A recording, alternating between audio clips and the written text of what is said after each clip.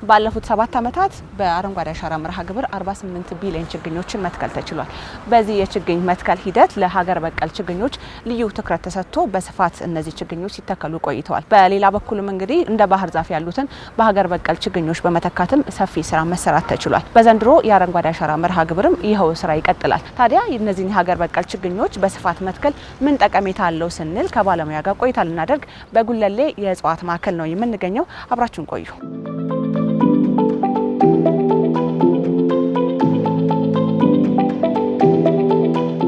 ግቢያችሁ በሀገር በቀል ዛፎች የለማ ነው።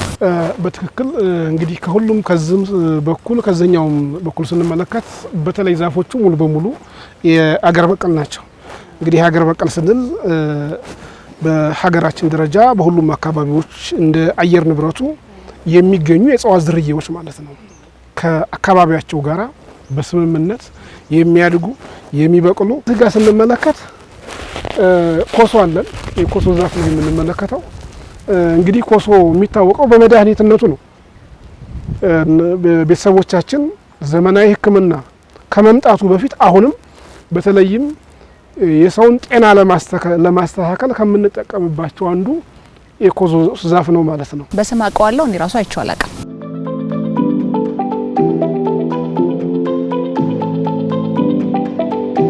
እዚህ ጋር ደግሞ እናገኛለን ጥቁር እንጨት እናገኛለን ማለት ነው። እንግዲህ ጥቁር እንጨት ለማባዛትም እንደሌላው እንደ ውጭ ዝርያው እንትን አለው በቀላሉ ሊበቅል አይችልም። ነገር ግን በደንብ ሰርተን በችግኝ ጣቢያዎቻችን አፍልተን ወደ መትከያ ቦታው ስናመጣው ይሄንን ተቋቁሞ የመብቀል ካፓሲቲው ጥሩ ነው። ሌላ ደግሞ ይሄኛው እያንዳንዱ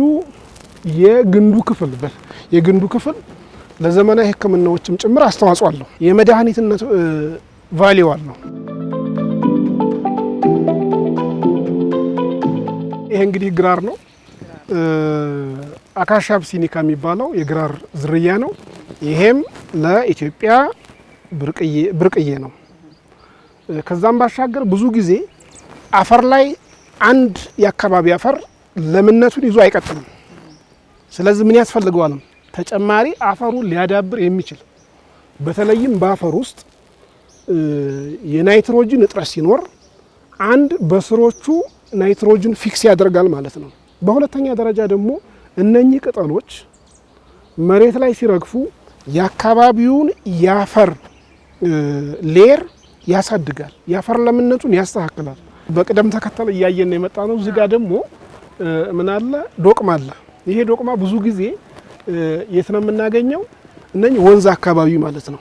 በቃ ከውሃ የውሃ በደንብ እንትን ብለው አንደኛ እዛ አካባቢ ያለውን ውሃ በማጥራትም እንደገና ደግሞ ብዙ ጊዜ ወንዝ ዳርቻዎች ለምለም ሆነው የምናያቸው ይሄ አሁን ቅጠሉ አይረግፍም። ምን ጊዜም እንደዚሁ አረንጓዴ ደረቅ ወቅትም ስንመጣ አረንጓዴ ሆኖ ነው የሚቆየው።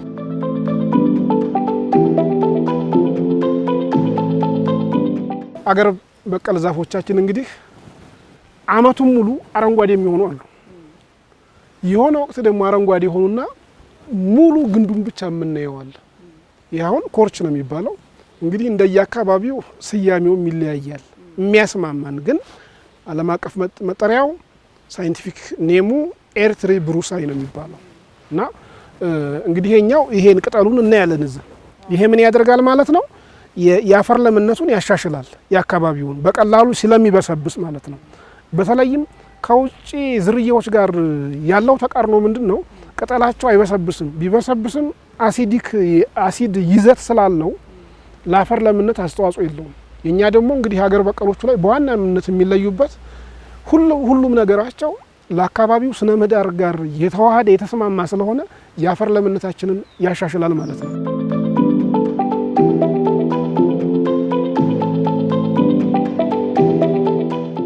ዞር እያለን ሀገር በቀል ችግኞችን እንዲሁም ፋይዳቸውን እያየንና የመጣ ነው። ኢትዮጵያ እንግዲህ ባለፉት 7 ዓመታት 48 ቢሊዮን የሚጠጉ ችግኞችን ተክላለች። በዚህ ሂደትም ለሀገር በቀል ችግኝ ትኩረት ሰጥታለችና እንደው በስፋት እነዚህ የሀገር በቀል ችግኞች መተከላቸው በተለይ ለአየር ንብረት ምንድነው ያለው አስተዋጽኦ?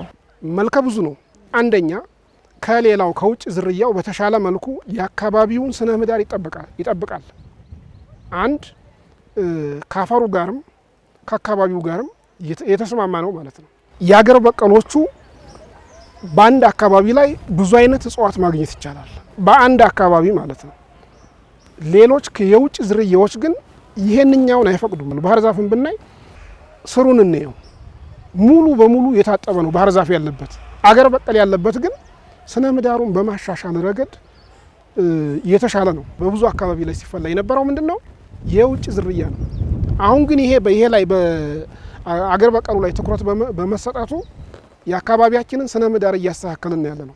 ጎን ለጎንም በአየር ንብረት ለውጥ ተግዳሮት ችግሮች የሚመጡትን ለመቋቋም እንድንችል አቅም እየተገነባ ነው ያለው ማለት ነው። አመሰግናለሁ። እኔም አመሰግናለሁ።